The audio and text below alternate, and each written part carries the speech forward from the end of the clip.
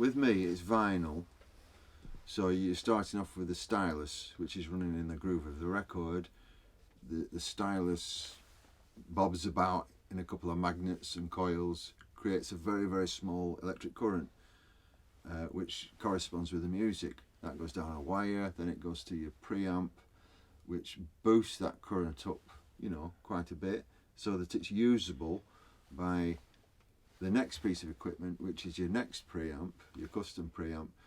Then you've got all your different knobs and dials which will control your equalization and your mixing, because you've got to control a mix, your microphone, the music, your sound effects, echo, loops and things like this. So there's a lot of things going through, but you want it to sound a certain way and balanced a certain way, so you have access to all of these controls. So you have to understand how to use that for the best result.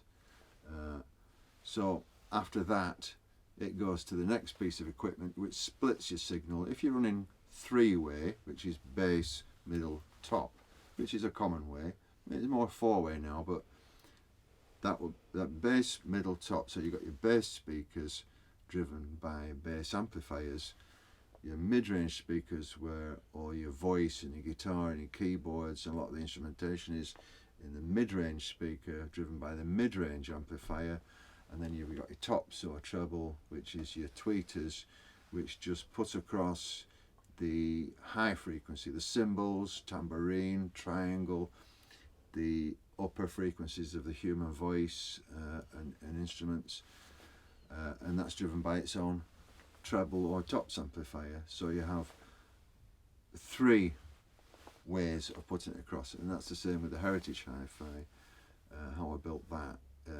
Bass, middle, top, that's a three-way. A lot of people use four-way now, five-way, six-way, even seven-way.